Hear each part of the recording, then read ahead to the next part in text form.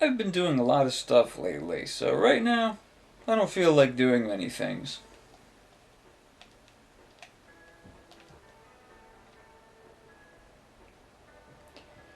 Alright, we can do a couple. Let's do some things! Game day, game day, game day, game day, game day, woo! SimCity 2000 is one of many installments in the Sim series of video and computer games. I will be focusing on SimCity 2000 for the PlayStation, or PSX. Released in 1996, this game was developed and ported for many different platforms such as the Sega Saturn, the Nintendo 64, the IBM OS2 Warp, and even the Super Nintendo. This city-building simulation game serves as an award-winning successor to the also successful original SimCity. Although, I am kinda worried about what's going on the front of the box. The city pictured here is absolutely fine. Beautiful even. But the alien spacecraft has me on edge. I don't see any immediate hostility, but I don't like the looks of that purpley ring thingy going around it. Alright, let's put this into the the PlayStation. I think it would work a little bit better that way.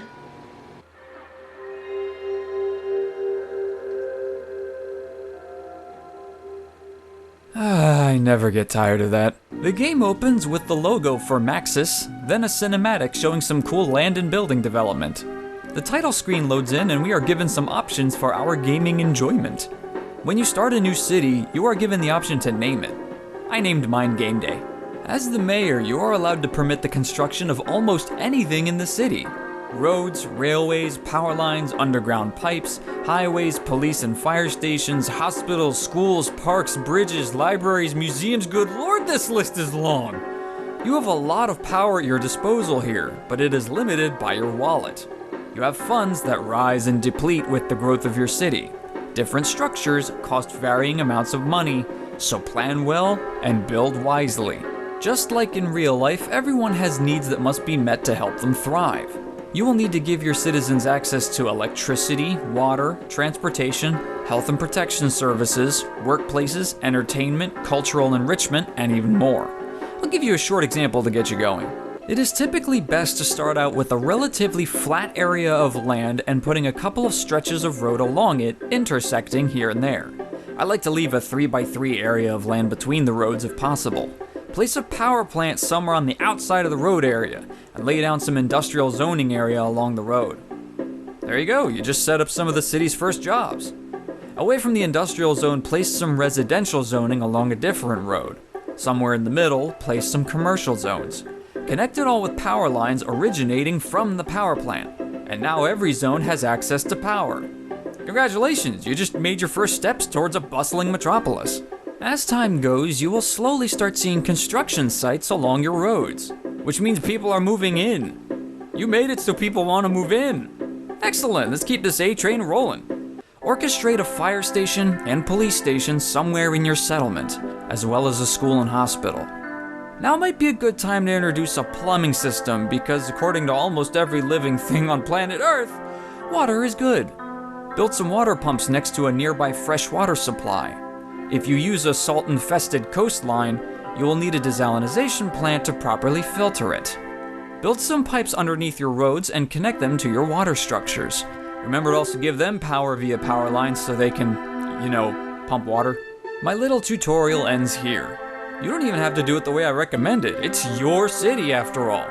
Maybe you want to put a museum next to the coal refinery. Maybe you want to place 4 water treatment plants right in the middle of a housing strip. Maybe you want to put a bus station right next to another bus station. But, try to think about your citizens when you make those decisions, huh? One of the biggest parts of the game is how well you balance everything in the city.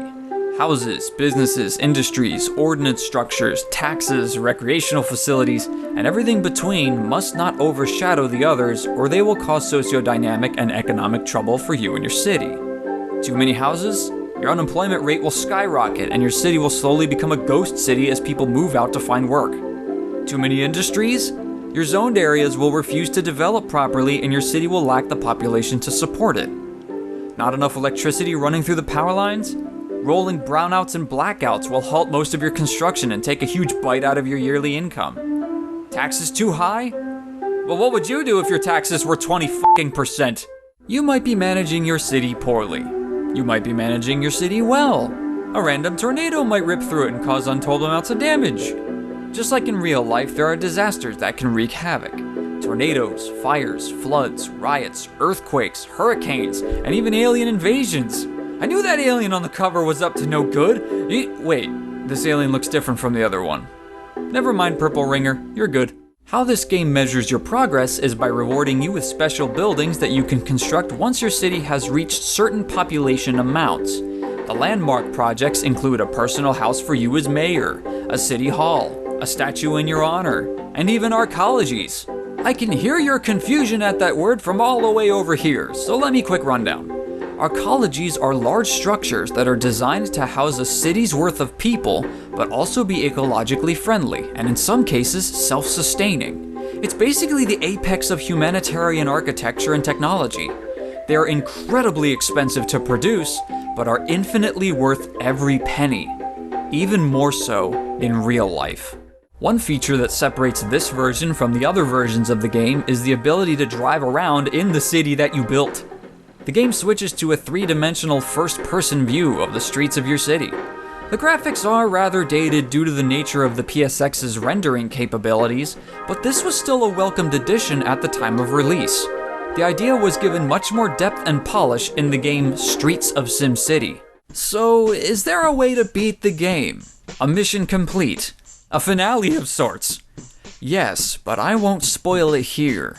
I will say though that it involves building up your city enough to support many of a certain rather large structure. These structures resemble another key plot figure from another certain sim game, but hey, it's just business as usual. But Luke, you might be saying out loud at your screen for some insane reason, like an insane person, how does the game handle? Does it feel like a game at all?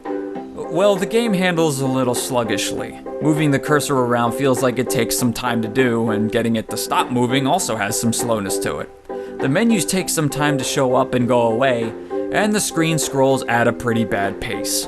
I'm not sure how optimized the game is for the console, because the game was not built with console play in mind. Other than that though, the game feels fine. It's normal to hit some hiccups along the way when games are ported to platforms that they weren't initially intended for. And hey, it's better than the Super Nintendo version. And that's SimCity 2000. So yeah, SimCity 2000 is a great city raiser that proved to be a fantastic playground for the biggest of business ventures. I guess I have to go to work today. So let's say you get a hole in a piece of clothing, like I do because my line of work is not exactly cushy. How do you fix it? How do? Things you are going to need.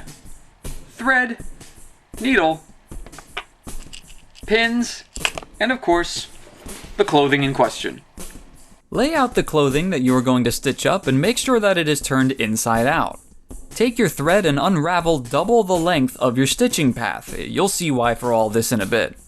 Cut the thread at the spindle, and now it's time for the most difficult part of the whole shebang, threading the needle. Hold the thread close to the end, and hold it close to the eye of the needle. Slowly and gently try to feed the thread through the eye. The thread will most likely fight back a little by bending, sliding, generally not going through, and by being a pain in the ass. However, with enough gumption and a steady hand, you can do it. I don't know how I got it that quickly, but I just managed that. That is awesome. Now take the two ends of your thread and tie them into a square knot. Tie another square knot over top of your first one for extra thread security. If you'd like, do a third. Now pull the knot and needle so that the needle is at the opposite end of your thread loop.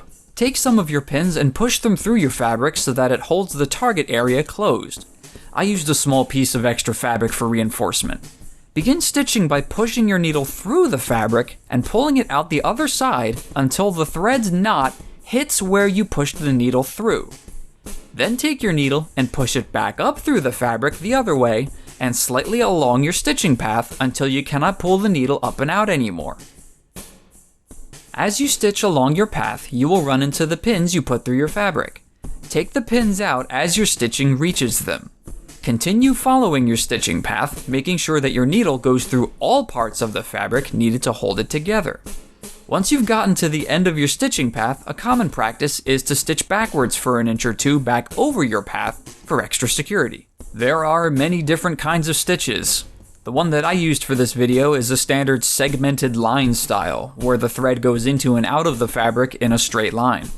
You could also use a slanted angle style, or an alternating angle style, or even make your own if you fancy. Once the stitching is complete, cut off the needle from the thread and tie the threads into a couple square knots, or maybe 3 for extra security. That's why we doubled up the thread, so you could tie it up. If your start point meets up with your end point, you can even tie those ends of the thread together for one solid loop. Make sure all of your pins are out and that the thread is secure. Turn your fabric right side out again and survey your work. See, turning it inside out hides the knots and folds. If it holds well, then congratulations, you've saved yourself a trip to the clothing store. Pretty nice.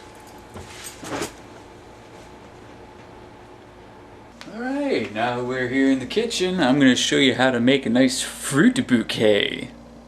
Tasty and twisty, yeah! Get yourself a container. The more it resembles a flower pot or small planting bucket, the better. You will also need some crafting styrofoam. This is the hard kind of styrofoam, not the bendy soft kind. It's not necessary, but you can also get some of that fake grass that you can find in stores around Easter time. Get some skewers. Plastic will work best, but wood and metal will work too. And of course, you need ample fruit. I feel like I don't need to say this, but pick fruits that your significant other would enjoy.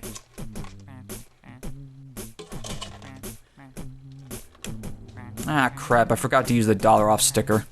Oh well.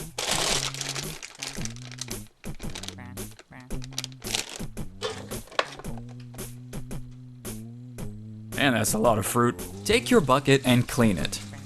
Well, with everything going on, just clean it.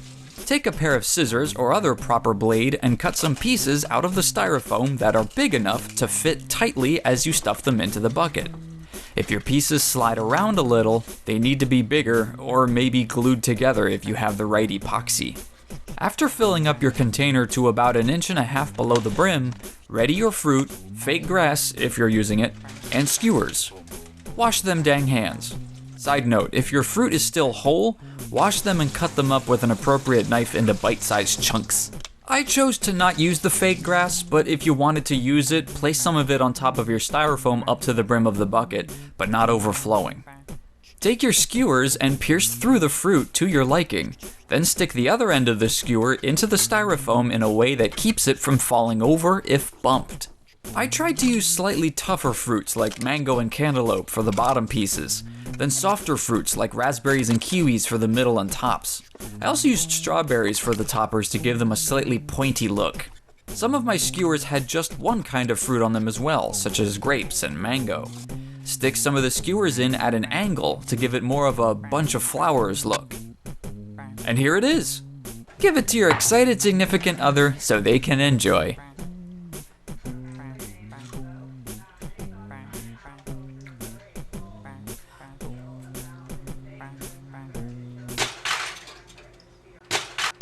And now, life with Angel Bean. I would like to call this meeting to order. I will now do roll call. Whenever I say your name, please say here. Emery. Peter. Erasmus.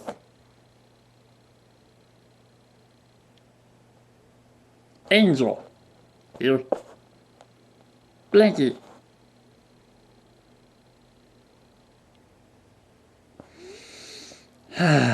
Just how I like it. This has been Life with Angel Bean.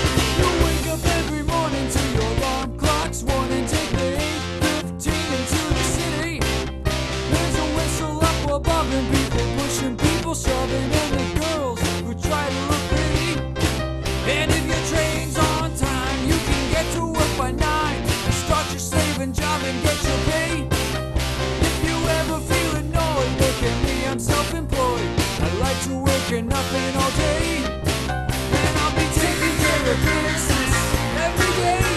Taking care of business every way. We'll be taking care of business. It's all mine. Taking care of business. I'm working overtime. Look out.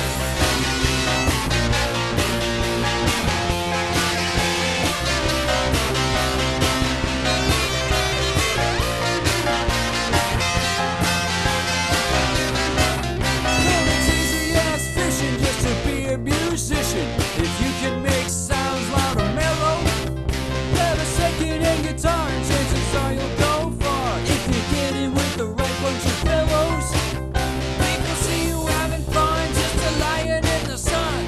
Tell them that you like it this way. It's the work that we avoid, and we're all self-employed. We like to work and nothing all day, and we'll be taking care of business every day. Taking care of business every way. We'll be taking care of business. It's all mine. Taking care of business and working overtime. Yeah.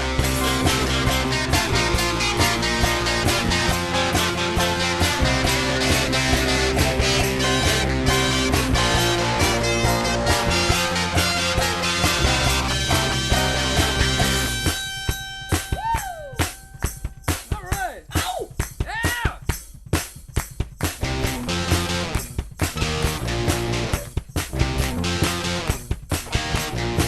Take good care of my business while I'm away every day.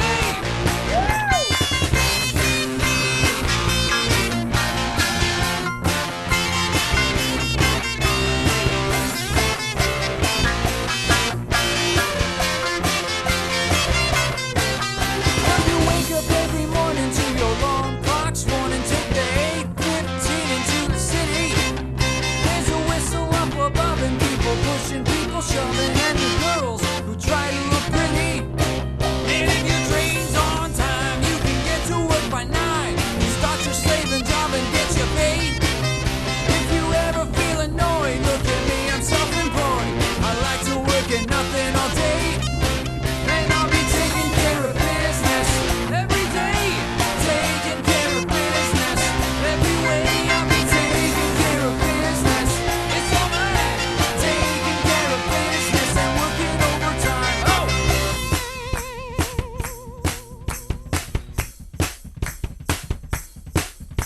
Taking care of business. Taking care of business. Taking care of business. Taking care of business. Taking care of business every day. Taking care of business every way. Taking care of business. It's alright. Taking care of business and making all your diet works out. Taking care of business every day. Taking care of business every way. Yeah, taking care of business. It's alright. Taking care of business and working overtime. Taking care of business. Taking care of business. Taking care of business. Taking care of business.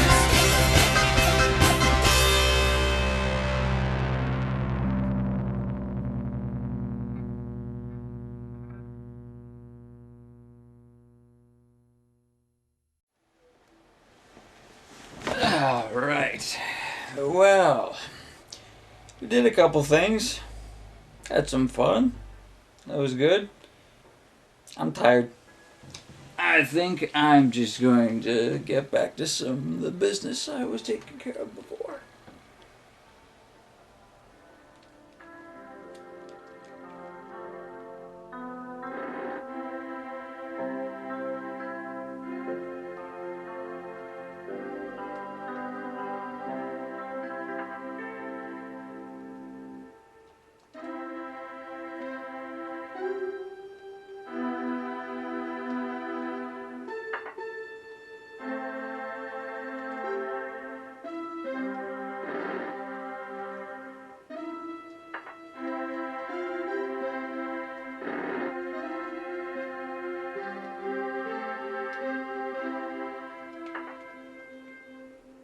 At one point while filming the game, the cursor went away. It just disappeared and never came back. Hitting every button on the controller didn't do anything. I believe it never loaded back in, so I couldn't do anything except watch as in-game time continually slipped by. Never had this problem with the PC version.